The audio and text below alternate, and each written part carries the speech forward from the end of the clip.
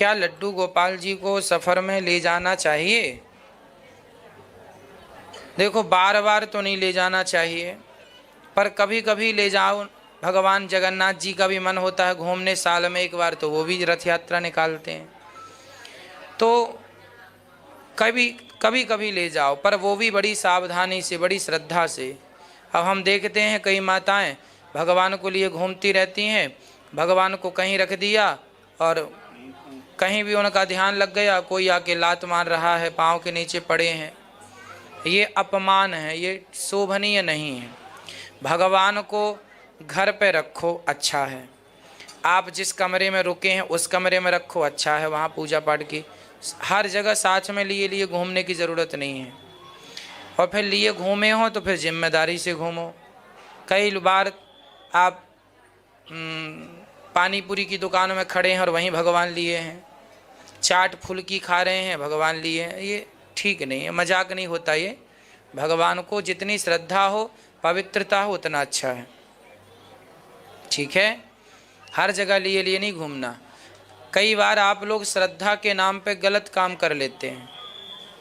एक बहन थी, वो भगवान से कहती हैं, वो भगवान के साथ रहा करती हैं, जहाँ जाएं ले जाएं। तो वो नहाने के लिए बाथरूम में जाएं तो वो बाथरूम में भी भगवान को ले जाएं। अब वो नहा रही हैं, भगवान बैठे हैं। तब ये श्रद्धा के नाम पे, ये कहीं आपकी श्रद्धा आप समाज के लिए गलत मैसेज ना छोड़ दे। श्रद्धा अच्छी चीज़ है, पर श्रद्धा में भी ज्ञान होना चाहिए, विवेक होना चाहिए। बिना विवेक का, बिना ज्ञान की श्रद्धा श्रद्धा नहीं है, वो पागल मूर्खता है। वो क्या मानी जाएगी? मूर्खता है। तो इस बात को हम सभी को ख्याल रखना चाहिए।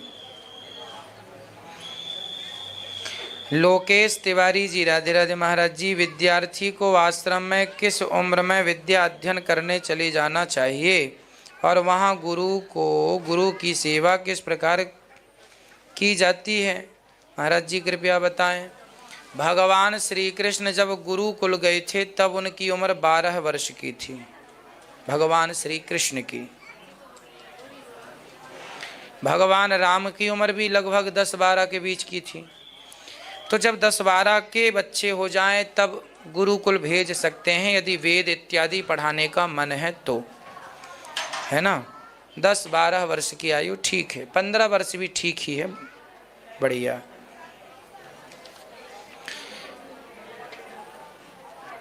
राधा जी का प्रश्न है, राधे राधे महाराज जी, धर्म से बढ़कर क्या है? महाराज जी देखो जी, धर्म से बढ़कर फिर भगवान ही, धर्म से बड़ा कोई नहीं है।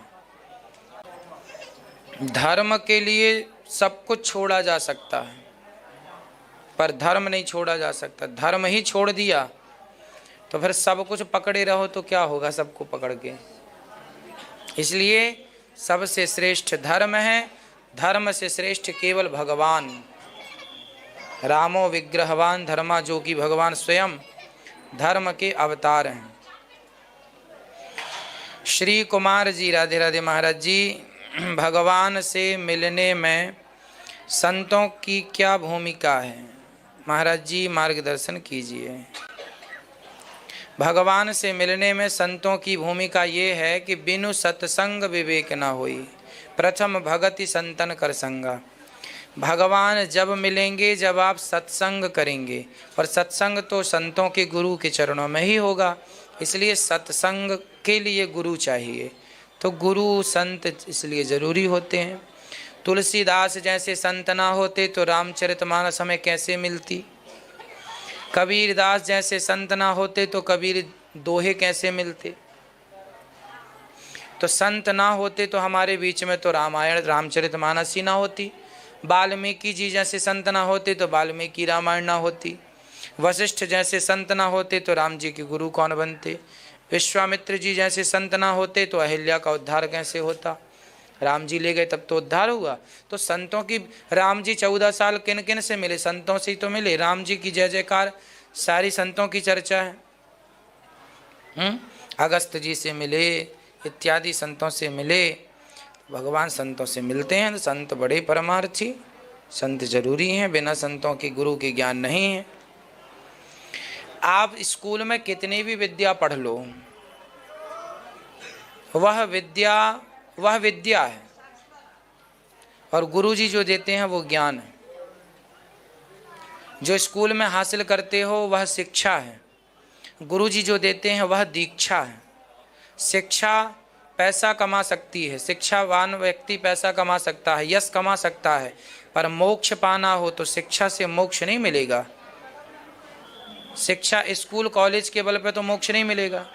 मोक्ष पाने के लिए गुरु शरण में जाना होता है, आध्यात्म से जुड़ना पड़ता है, तब जाकर गति होती है। इसलिए गुरु बिन भव निधि तरह न कोई, बिना गुरु के भवसागर को पार नहीं किया जा सकता।